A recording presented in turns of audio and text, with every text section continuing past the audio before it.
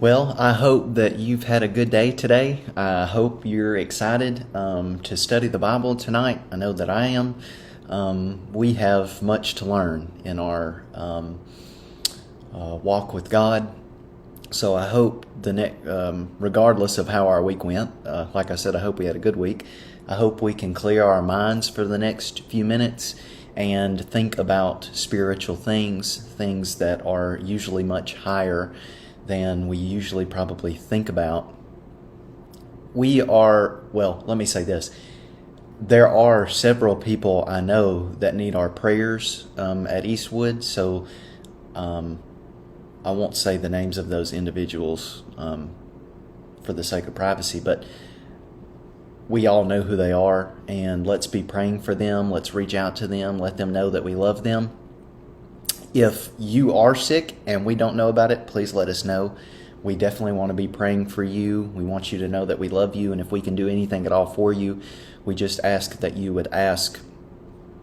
We're at the end of Ecclesiastes. That's where we're at tonight. Ecclesiastes chapter 12.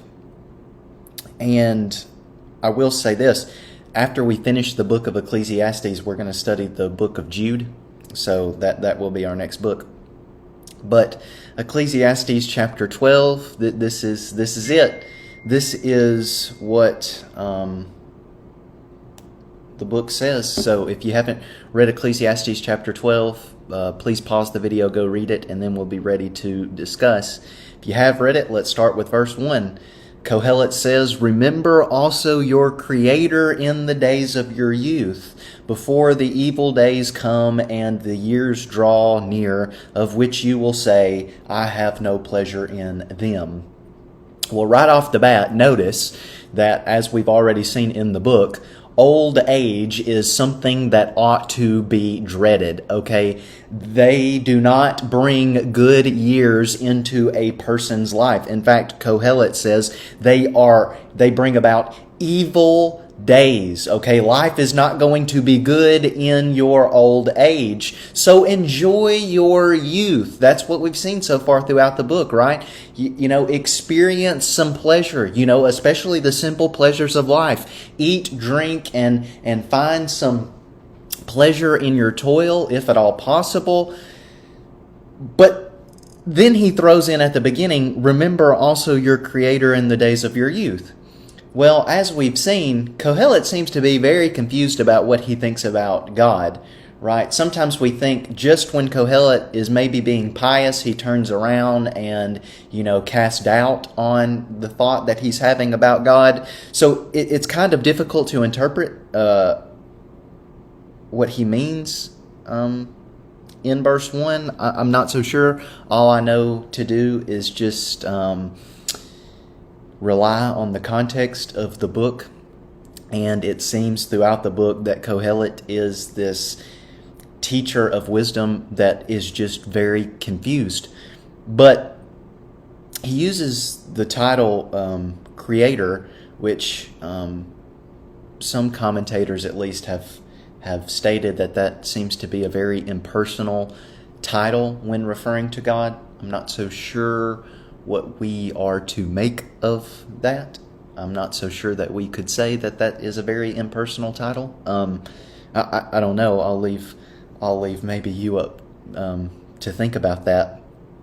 But notice Kohelet says, I have no pleasure in them in the days of old age. That's what we want to be thinking about. Before the sun and the light and the moon and the stars are darkened and the clouds return after the sky. Well, these seem to be the great heavenly lights, right? At least 3 out of the 4. The sun and the moon and the stars. Then there's this reference to light, and this reference to light seems to be very weird. You might remember from the book of Genesis that the book of Genesis does talk about a light. It's hard to know whether that is what Kohelet has in mind here in Ecclesiastes chapter 12, but I think we see the point, right? Everything seems so bright when we are young, but when we are old, this is where things start to take a turn, right? This is where our mind and our body continually starts, or this is where our mind and our body starts to continually deteriorate. You start out good when you're young, and then everything goes downhill from there. I've heard a lot of older people say that. So in a sense, we understand exactly what Kohelet is saying. But then notice what he says in verse 3. In the day when the keepers of the house tremble. So now he's moving into talking about a metaphor. Now remember, we have old age in mind. That's what he's talking about. But he brings up this house, okay? In the day when the keepers of the house tremble, and the strong men are bent, and the grinders cease because they are few, and those who look through the windows are dimmed. So we get this sense, it's not explicitly stated, but we can infer from what we just read that this is a big house, okay? It's not a small house.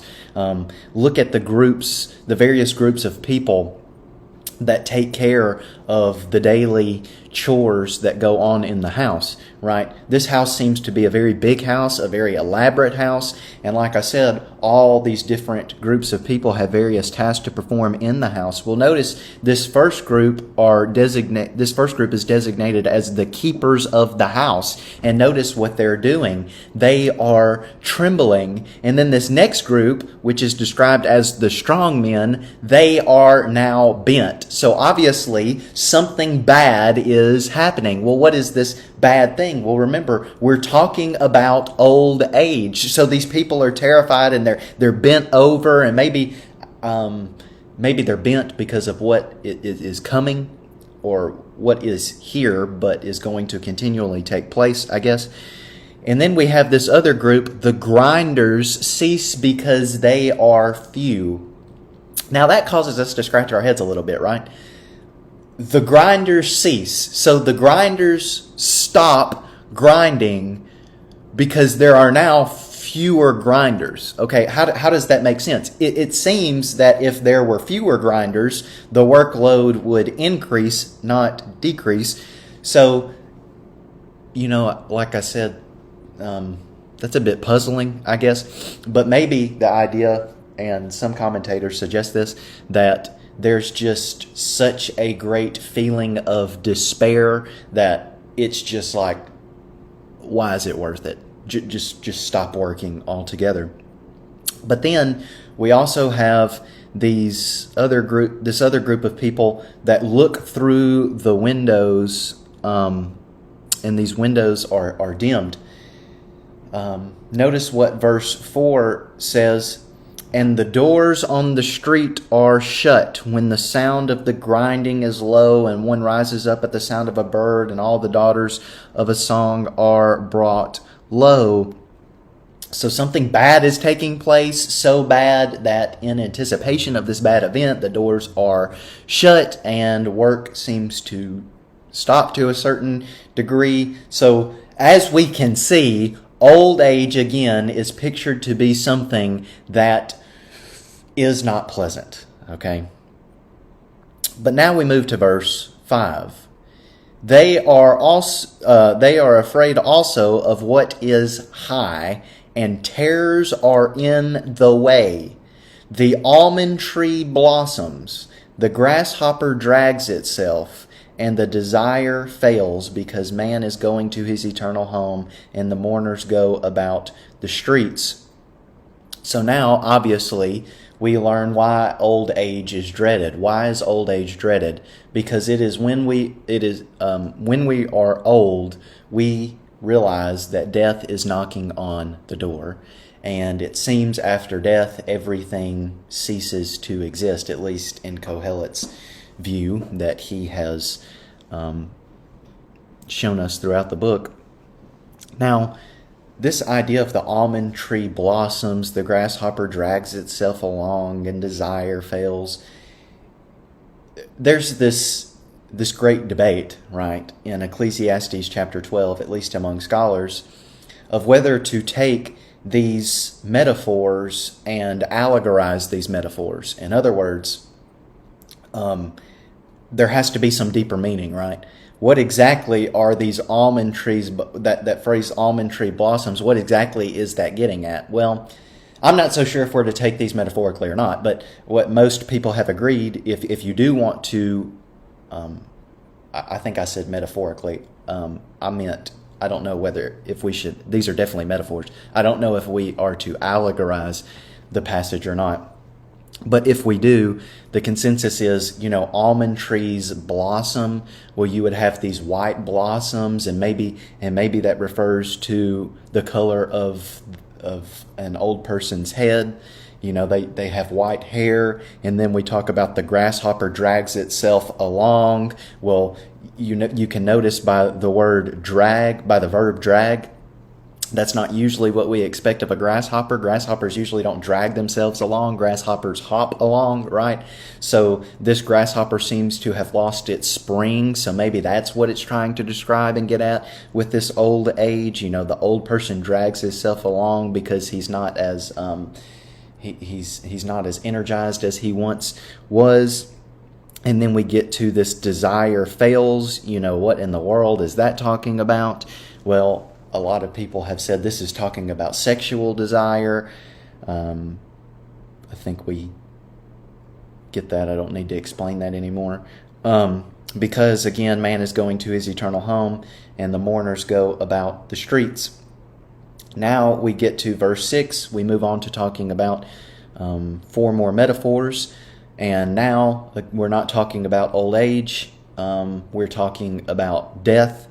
Before the silver cord is snapped or the golden bowl is broken. Now notice the silver cord, okay? Notice the golden bowl. These are very valuable items, right, that are ultimately rendered useless because the silver cord is snapped and the golden bowl is broken. Okay, so they lose value. Or the pitcher is shattered at the fountain or the wheel broken at the cistern. These last 2 metaphors are more difficult to interpret than the first 2. What has usually been suggested is this wheel refers to the wheel of a pulley system. So you would have the pail on the end of the pulley system that would go down into the well to get water, and ultimately, of course, we know that water is essential to life. Without water, we wouldn't live. So if the wheel were to break, you could no longer get water from the well. And if you can't get water from the well, ultimately death is going to come because we need water to live again. Well, verse 7, and the dust returns to the earth as it was, and the spirit returns to God who gave it. Now, notice this is a reversal of creation, right? Man returns to dust, the spirit returns to the God who gave it. Vanity of vanity, says the preacher, all is vanity. Well, that's the ultimate conclusion of Kohelet. Life is ultimately meaningless. We've seen this throughout the book of Ecclesiastes. But notice verse 8 again. Vanity of vanity, says the preacher, all is vanity. There seems to be a shift now. That is to say, instead of Kohelet speaking, this seems to be the narrator, the frame narrator, again, in the book, speaking. So, besides being wise, the preacher also taught the people knowledge, weighing and studying and arranging many proverbs with great care. Well, we know throughout reading the book of Ecclesiastes that Kohelet used many proverbs in the book. Specifically, he used a lot of better than proverbs. Well, it seems that Kohelet didn't invent these off the top of his head. He seems to have studied these proverbs and arranged them in the way that he wanted to use them. Verse 10, the preacher sought to find words of delight, and uprightly he wrote words of truth. So this is what the Kohelet desired to do, right? He desired to set out on a quest and to find out what would give life meaning. What would make life ultimately worth living. And of course, he wanted to, he didn't want to be biased. He wanted to evaluate this.